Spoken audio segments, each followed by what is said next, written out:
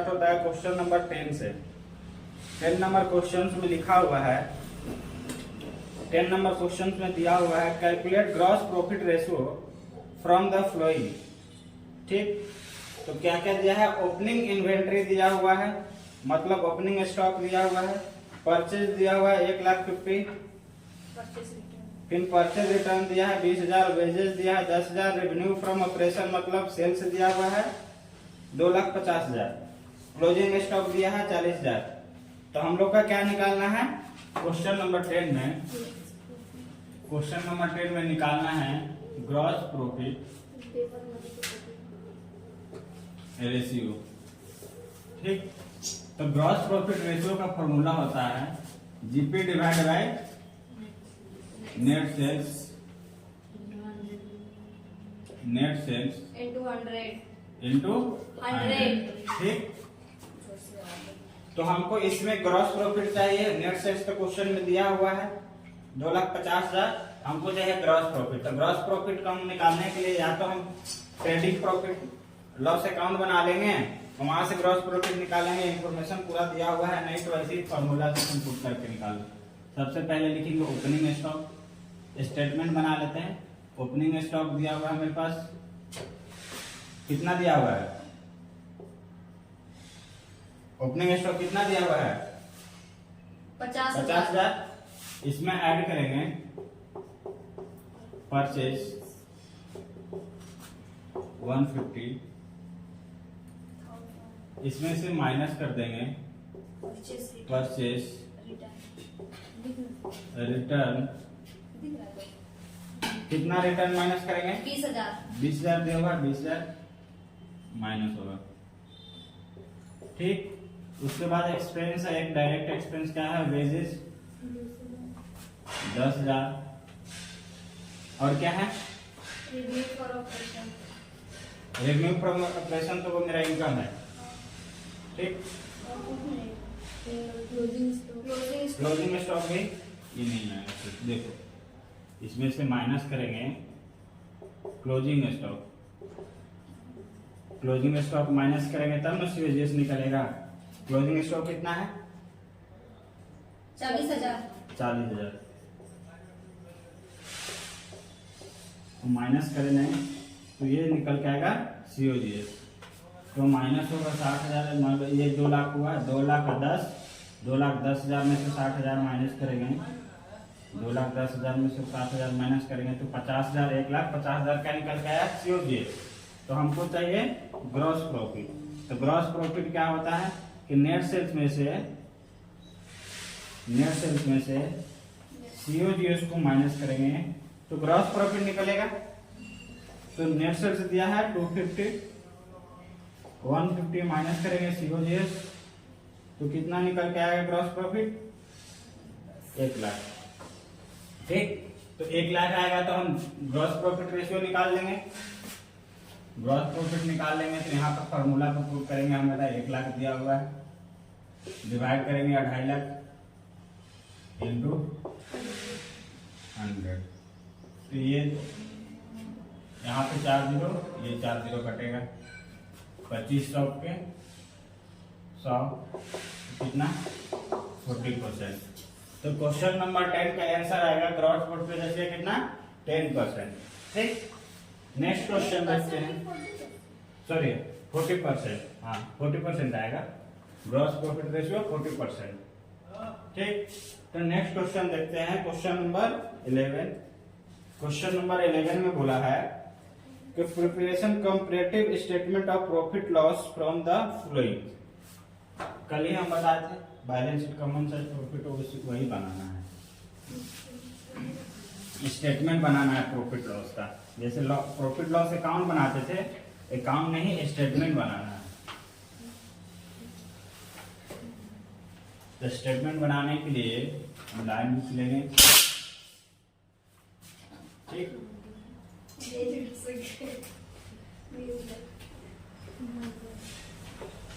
Amount रहेगा profit loss statement.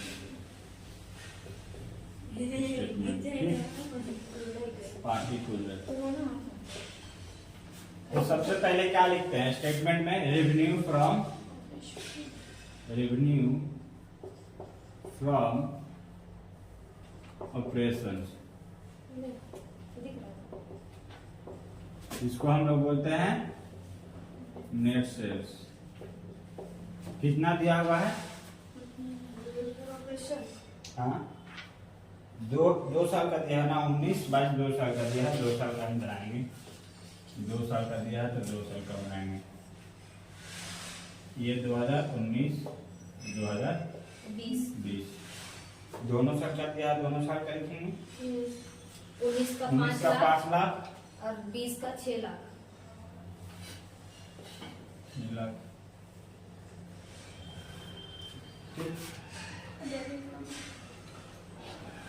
उसके बाद दिया है एक्सपेंसेस और अदर इनकम। तो अदर इनकम को जोड़ेंगे। अदर्स इनकम क्या होगा? ऐड होगा। कितना कितना दिया होगा? 2 लाख 4 लाख। 2 लाख और 4 लाख दिया होगा अदर इनकम। 2 लाख 19 में, 4 लाख। ये जोड़ के निकालेंगे तो ये आएगा टोटल इनकम। तो कितना आएगा ये? 7 लाख और 10 लाख। ठीक, इसमें से हम लोग क्या माइनस करते हैं? एक्सपेंस को। तो एक्सपेंस कितना दिया हुआ है? 1 लाख 2 लाख। एक्सपेंस 1 लाख 2 लाख और 2 लाख।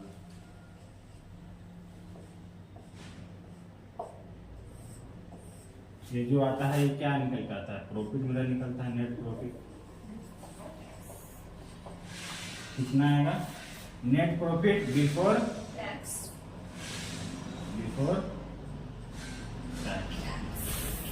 निकल के आएगा ये 6 lakh.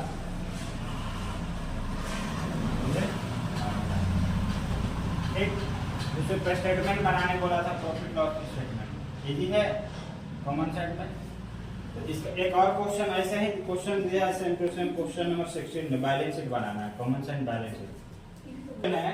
Question number 12, question number 12 में दिया how of the following item will be shown the balance sheet of a company.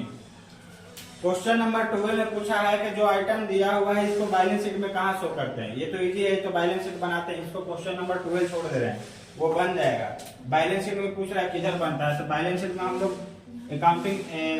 Accounting standard 3 के अनुसार हम लोग जानते हैं कि लायबिलिटी सबसे पहले ऊपर लिखते हैं, फिर एसेट्स लिखते हैं। तो लैंड एंड बिल्डिंग और गुडविल किधर जाएगा? एसेट्स में जाएगा। ठीक, और डिवेंचर्स किधर जाएगा? लायबिलिटीज में जाएगा। बस वही पूछ रहा है कि बैलेंस शीट में कहां शो होगा, लायबिलिटी साइड के एसेट साइड। तो गुडविल और लैंड एंड बिल्डिंग दोनों एसेट्स है, तो एसेट साइड और debentures liability side, liability side. Question number 12 का। क्वेश्चन नंबर नेक्स्ट देखते हैं, क्वेश्चन नंबर 13। क्वेश्चन नंबर 13 देखते हैं। क्वेश्चन नंबर 12 बता दिया। 13 नंबर में क्वेश्चन में पूछा है from the flowing information find out the amount of payment of tax bye preparing provision for tax account. ठीक, इंफॉर्मेशन दिया है opening balance of provisions for tax 60,000 और क्लोजिंग दिया हुआ है, और ड्यूरिंग द ईयर कितना पेमेंट किया वो दिया हुआ है। तो ये क्वेश्चन है कैश फ्लो का, कैश फ्लो स्टेटमेंट का क्वेश्चन है, सिर्फ provision for question number 40 sorry 30। Question number 13 है। इसमें बनाना है provisions for taxes account.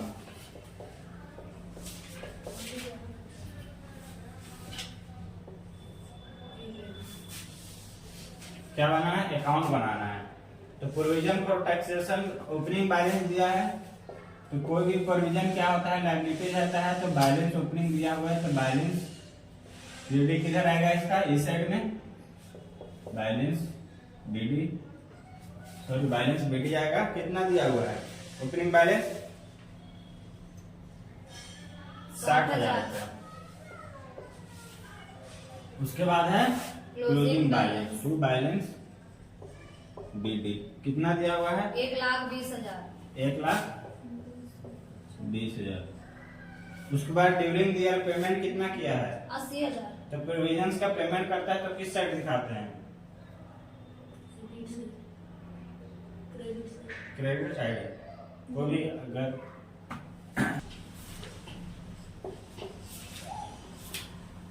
Cash and bank account, ठीक, कोई भी लाइबिलिटीज का पेमेंट होता है तो जैसे डेटर क्रेडिटर होता है तो डेटर से हम रिसीव करते हैं तो एंट्री क्या पास करते हैं? Cash account debit to debtor. अगर क्रेडिटर का पेमेंट करते हैं तो क्या होता है? Creditor account debit to cash. तो प्रोविजंस फॉर टैक्सेशन भी मेरा लाइबिलिटीज है तो इसको भी हम पेमेंट कर रहे हैं ना, तो पेमेंट एंट्री करेंगे तो क्या होगा? Provision for taxation account debit to cash होगा, ठीक। तो provision for taxation account debit है तो नीचे वाला सेंटेंस को हम लोग डेबिट साइड में लिखेंगे। कितना पेमेंट किए? 80,000। 80,000। तो ये निकल के आएगा 2 लाख।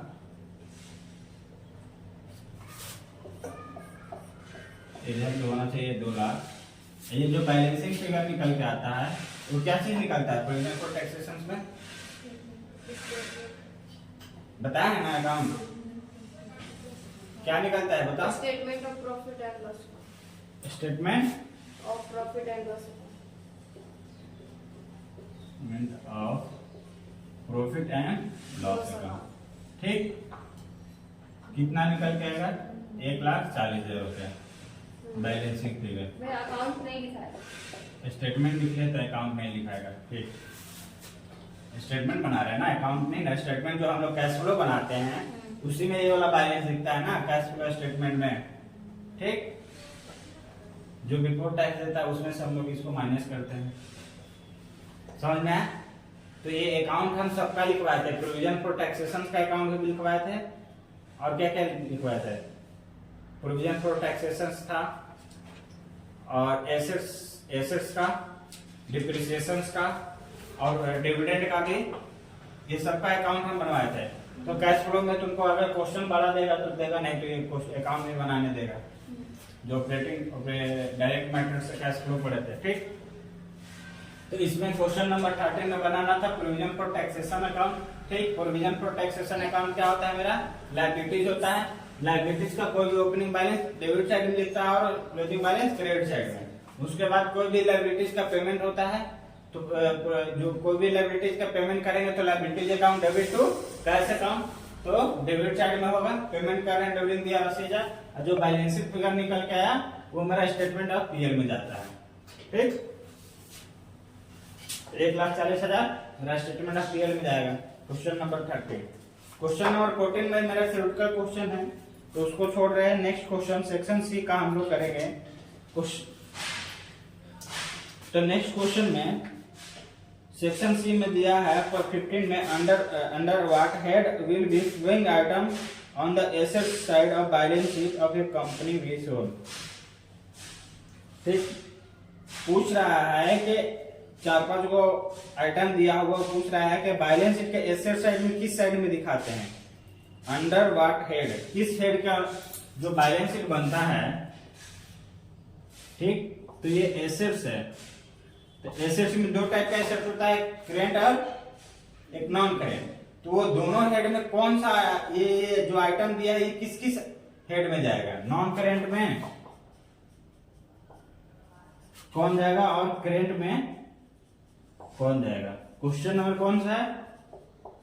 15, समझ में?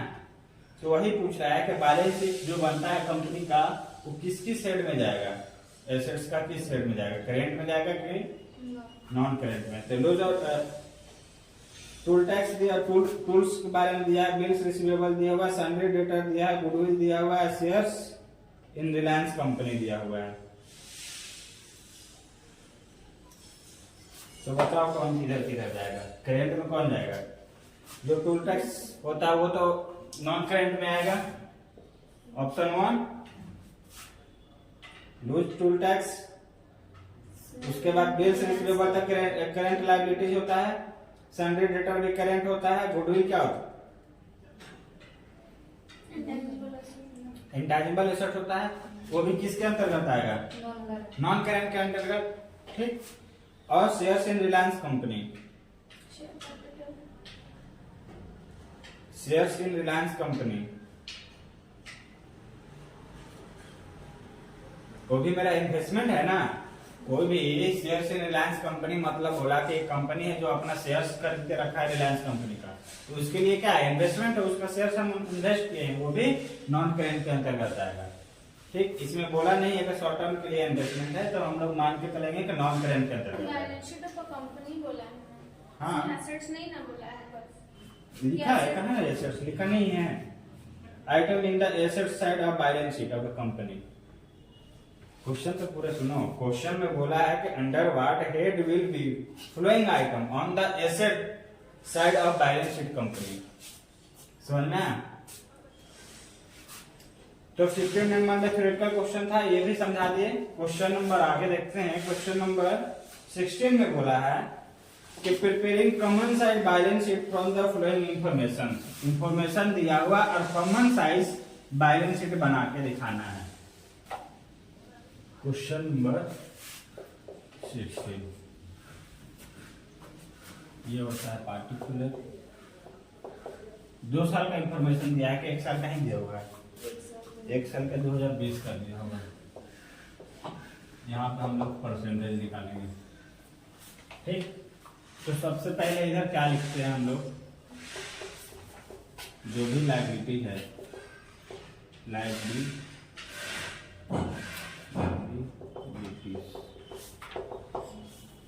तो लिखाता है पहले shares holder fund.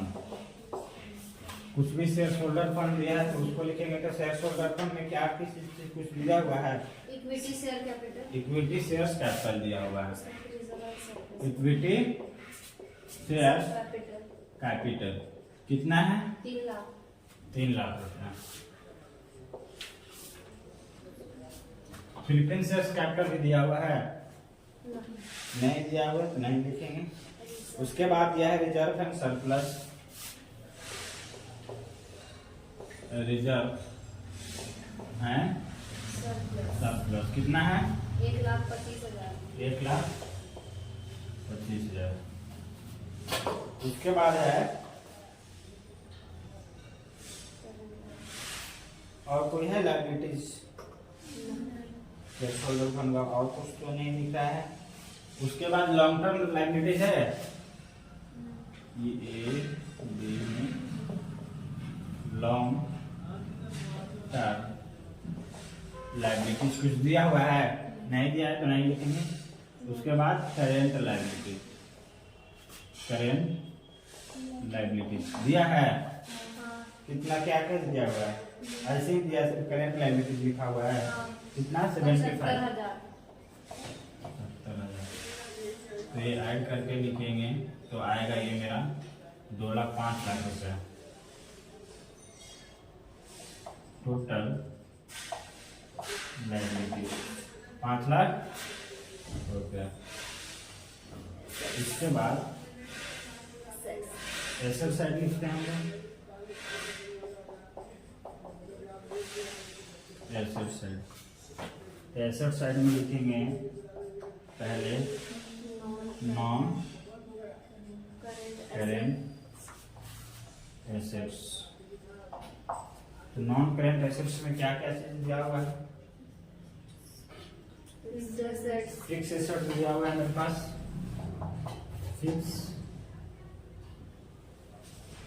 Fix assets कितना का दिया हुआ है? 2,50,000। 2,50,000। उसके बाद इन्वेस्टमेंट दिया हुआ है। इन्वेस्टमेंट कितना का है? 1,20,000।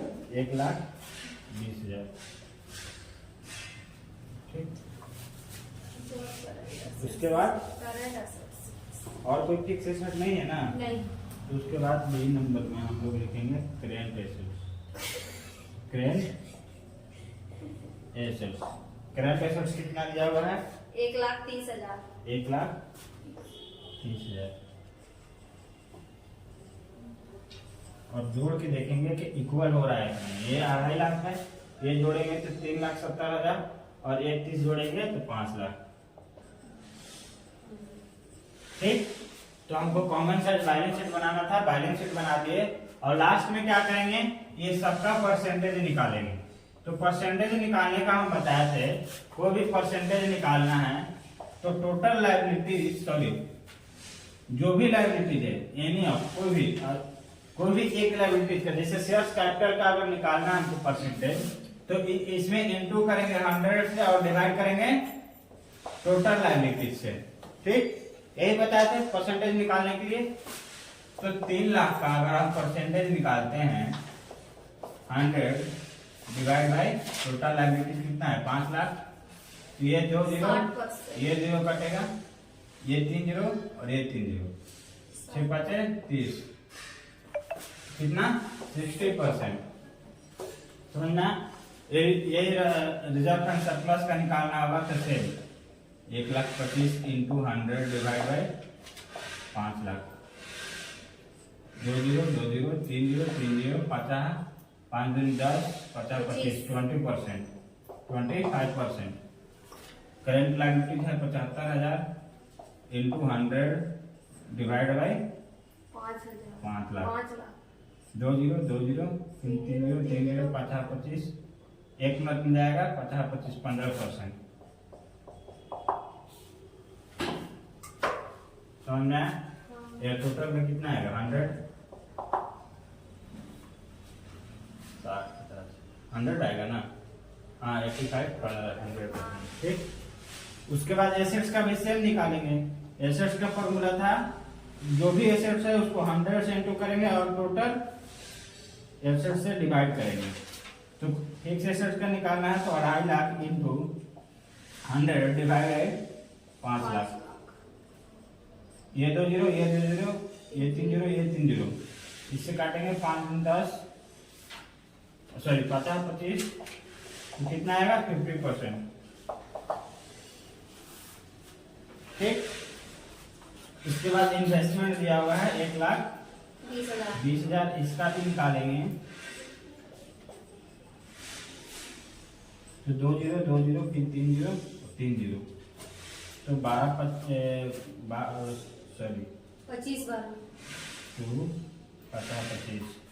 25%। ठीक, उसके बाद करेंगे 1,30,000, 1,30,000 into 100 divide by 5 lakh, total asset से डिवाइड करते हैं तो 2 जीरो 2 जीरो 3 जीरो 3 जीरो, 5 दूनी 10, 26%।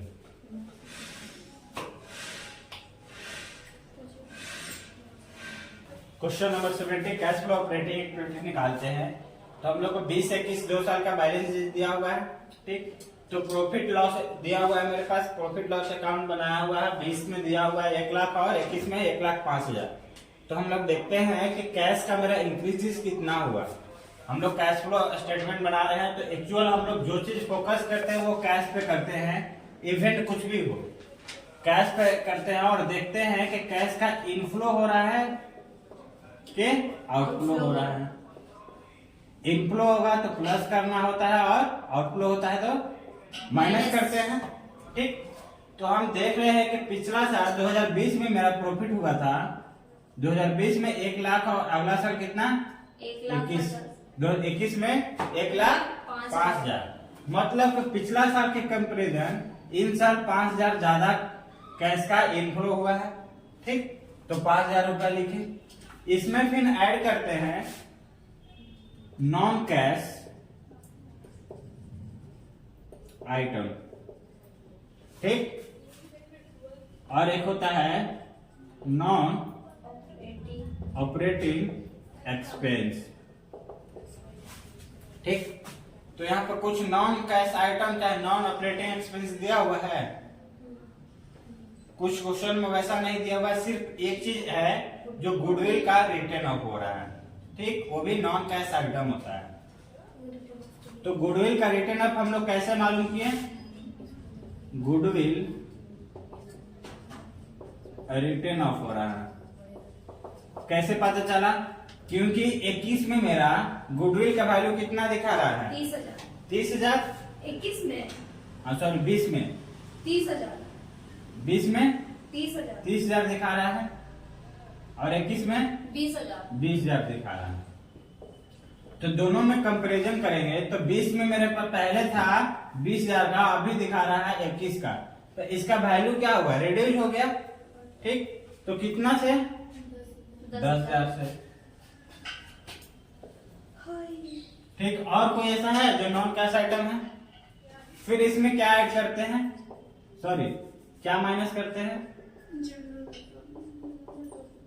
नॉन कैश आइटम जो इनकम वाला होगा, क्या होगा? इनकम का, और नॉन ऑपरेटिंग इनकम, इसको माइनस करते हैं। तो क्वेश्चन सॉरी ऐड माइनस करते हैं। ये माइनस के चिन्ह क्या है? ये तो प्लस होगा ना। माइनस करते हैं तो माइनस में ऐसा कुछ है जो नॉन कैश आइटम इनकम कुछ है ऐसा, और नॉन ऑपरेटिंग इनकम नहीं है? नहीं है तो नहीं लिखेंगे। इसको जोड़ेंगे तो ये आएगा निकल के 1,15,000। इसको क्या लिखते हैं हम लोग? नेट ऑपरेटिंग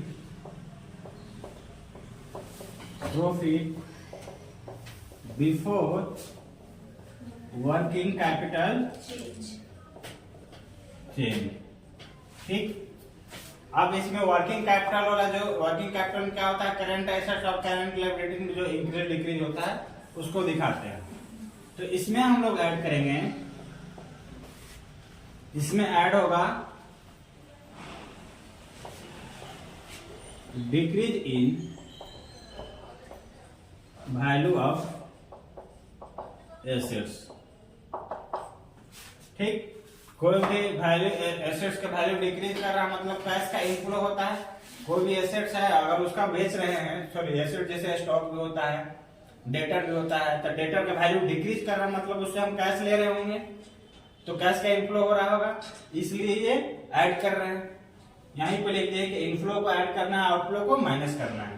ठीक, तो decrease in value of assets, को कुछ भी करेंट एसेट्स है अगर उसका वैल्यू डिक्रीज कर रहा है मतलब उससे हम पैसा ले रहे हैं। डेटर है उससे पैसा ले रहे हैं तो वैल्यू डिक्रीज कर रहा है। अगर उसको उधार में बेचते जाएंगे तो पैसा नहीं मिल रहा है, तो कैश का आउटफ्लो हो रहा है, पैसा तो मिल नहीं रहा है। तो अगर वो इंक्रीज करेगा तो कैश का इनफ्लो होगा नहीं, समझ में? इसलिए उसको माइनस करते हैं। अगर इंक्रीज करेगा वैसा डेटर तो इंक्रीज करेगा तो माइनस करेंगे, और डिक्रीज करेगा तो ऐड करेंगे। स्टॉक हो या प्रीपेड कुछ एक्सपेंस हो। ठीक, तो क्या क्या है बताओ? Decrease in value of assets है कुछ, डेटर का वैल्यू क्या हो रहा है? इंक्रीज कर रहा है कि डिक्रीज कर रहा है? पहले था कितना? 2 लाख, सॉरी 20 में 2 लाख और अगला साल 40,000। तो मतलब उसका वैल्यू क्या हुआ? डिक्रीज किया। कितना किया? 2 लाख से वो 40,000 हुआ, मतलब 1,60,000 से वैल्यू उसका डिक्रीज कर गया। क्या था? डेटर। उसके बाद बिल्स रिसीवेबल का वैल्यू भी डिक्रीज कर रहा है। बिल्स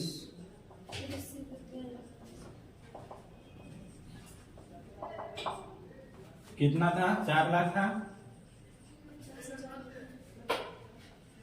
और 50,000 हो गया। तो कितना से वैल्यू डिक्रीज किया? 3 लाख, 3.5 लाख ना, 350।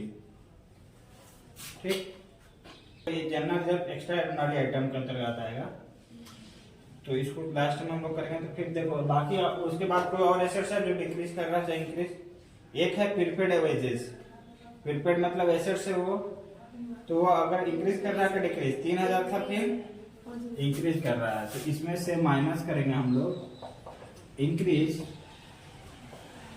इन वैल्यू ऑफ, सॉरी यहाँ पे करेंट एसेट्स लिखना था, करेंट एसेट्स। तो क्या है? प्रीपेड वेजेज कितना दिया है? प्रीपेड वेजेज 3000 से 5000 हुआ है ना, मतलब 2000 से वो इंक्रीज कर रहा है। ठीक, उसके बाद नेक्स्ट है गुडविल दिया है, गुडविल का कर लिया। आउटस्टैंडिंग सैलरी ये लायबिलिटी है, और कुछ एसेट से दिया हुआ है नहीं, तो एक लायबिलिटीज है जो इंक्रीज हो रहा है कि डिक्रीज कर रहा है। लायबिलिटीज के वैल्यू 10,000 से 5,000 मतलब डिक्रीज कर रहा है, तो डिक्रीज कर रहा है। कोई भी अगर लायबिलिटीज डिक्रीज करता है तो माइनस करते हैं, और इंक्रीज करता है तो प्लस करते हैं। तो अगर ये डिक्रीज कर रहा है मतलब ये माइनस हो गया, डिक्रीज इन करेंट लायबिलिटी। तो आउटस्टैंडिंग सैलरी कितना है? 10,000 से 5,000 हो गई।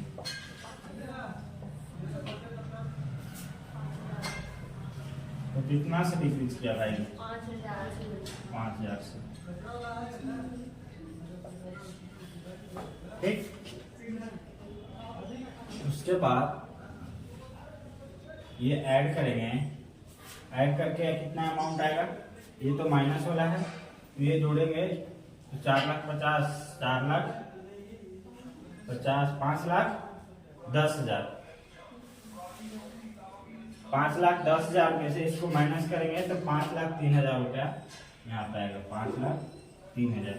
तो ये ऐड करके आएगा तुम्हारा 1,05,18,000। ठीक, इसमें से अब इसमें ऐड कर देंगे एक्स्ट्रा ऑर्डिनरी आइटम। कौन सा चीज दिया हुआ है? General reserve. कितना है? जनरल रिजर्व इंक्रीज कर रहा है कि डिक्रीज कर रहा है? जनरल रिजर्व तो क्रिएट करते हैं, फंड क्रिएट करते हैं, तो प्रॉफिट से ही क्रिएट करते हैं ना, प्रॉफिट से ही निकाल कर उसमें करते हैं। ठीक, तो ये extra ordinary item general reserve fund create होता है, तो प्रॉफिट से ही निकालते हैं, तो ये लेस करेंगे, ऐड करेंगे, सॉरी हाँ ऐड करेंगे। कितना है? कितना से इंक्रीज कर रहा है? 15,000, तो 15,000 आएगा। तो ये जो निकल के आएगा cash flow operating equity, cash flow from operating activities. कितना आएगा ये जोड़ेंगे? 53,000, 00 5,33,000। 53,000 बोल रही है, 5,33,000। ठीक, तो ये कैश फ्लो ऑपरेटिंग इक्विटी हम लोग को बनाने बोला था। ठीक, इसमें कुछ डाउट है? पूछना है तो कैसे? तो 19 है, क्वेश्चन नंबर 19 में बोला है, 18 तक थ्योरेटिकल क्वेश्चन है। नेक्स्ट क्वेश्चन है 19 नंबर 19 में बोला है determine the amount of gross profit from the flowing details. Gross profit निकालना है।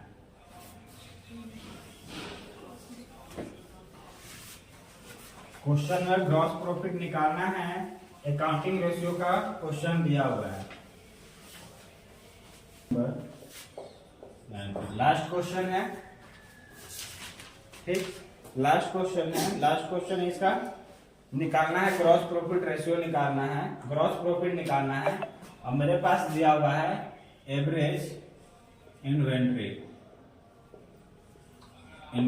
एवरेज इन्वेंट्री कितना दिया हुआ है? 50,000। ठीक, उसके बाद इन्वेंट्री टर्नओवर रेशियो दिया हुआ है 5 times। Inventory turn over ratio, ये क्वेश्चन बता के कितना दिया हुआ है? 5 टाइम्स। ठीक, उसके बाद रेवेन्यू फ्रॉम ऑपरेशन दिया है, एक बार कॉस्ट। ठीक, रेवेन्यू फ्रॉम ऑपरेशन दिया हुआ है मतलब नेट सेल्स दिया हुआ है 20% एबव कॉस्ट, जो भी कॉस्ट उसका 20%, 25%। ठीक, तो हमको ग्रॉस प्रॉफिट रेशियो जानना है। तो हमको इन्वेंट्री टर्नओवर रेशियो का फॉर्मूला क्या होता है बताओ? COGS divided by average stock. क्या होता है टर्नओवर रेशियो का formula? COGS divide by average Stock. Stock, मतलब एवरेज इन्वेंट्री। तो हमको COGS नहीं मालूम है, टर्नओवर रेशियो मालूम है। ठीक, तो हमको COGS पता चल जाएगा। टर्नओवर रेशियो दिया हुआ है 5 टाइम्स, COGS पता नहीं है, एवरेज स्टॉक 4 दिया हुआ है। तो COGS यहाँ से निकल जाएगा, क्रॉस मल्टीप्लाई करेंगे तो कितना आएगा? 50 25 2,50,000 COGS निकल गया। और मैंने पास 20% का बोला है, नेट सेल्स कितना होगा? 20% एबव कॉस्ट। ठीक, तो जो मेरा कॉस्ट है उसी का 20% बोला है, तो कॉस्ट मेरा कितना है? 25%, बार बार 20% हम बोल रहे हैं। 25% एबव कॉस्ट, तो मेरा COGS निकल गया। और नेट सेल्स कितना बोला था? 20% ऑफ एबव कॉस्ट। तो जो भी कॉस्ट है उसका 20%, हमको बोला कि नेट सेल्स कितना होगा कि जो भी मेरे पास कॉस्ट है उसका 20% एबव, मुझसे ज्यादा। तो इसमें अगर हम 25% और ऐड कर देंगे तो मेरा क्या निकल जाएगा? Net sales. समझ में आया? हमको बोल रहा है कि नेट सेल्स जो चाहिए वो 20% एबव कॉस्ट, तो जो भी मेरा कॉस्ट है उसमें 20% जोड़ देंगे तो मेरा नेट सेल्स निकल जाएगा। ठीक, तो अगर हम 2.5 लाख का 20%, इसमें मान लो कि ये 100 का वैल्यू दिया हुआ है, ये 100% का वैल्यू दिया हुआ है, तो हमको कितना का चाहिए? 125 का। तब मेरा क्या निकलेगा? नेट सेल्स 0 0 इंटू करके कितना आएगा?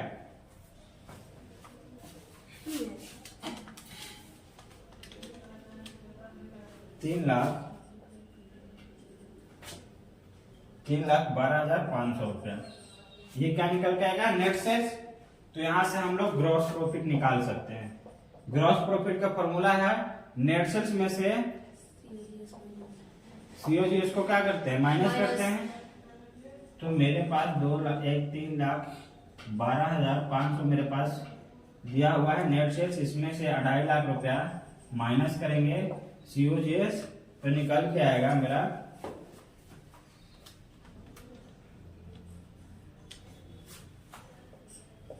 62,500। ग्रॉस प्रॉफिट कितना आएगा? 62,500। समझ में आया?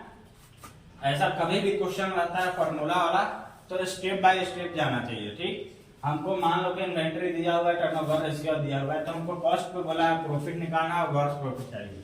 तो सबसे पहले कॉस्ट निकालो। कॉस्ट निकालने के लिए मेरे पास दिया हुआ है, तो यहाँ से कॉस्ट निकाल लिए, कितना हुआ? और उसी में बोला है कि एबव मतलब कॉस्ट में 25%, जो भी कॉस्ट है उसका 25% एक्स्ट्रा जो है वो मेरा सेल्स है। तो जो भी कॉस्ट है उसका 25% उसमें जोड़ दो, तो मेरा कितना आएगा? Net sales 3,12,500। तो नेट सेल्स में COGS जो डिफरेंट बिटवीन आता है वही मेरा ग्रॉस प्रॉफिट होता है। ठीक, तो क्वेश्चन हम लोग 2023 के MCQ और सब्जेक्टिव क्वेश्चन भी समाप्त किए। आगे हम लोग सेट पेपर लाना क्वेश्चन करवाएंगे। ठीक।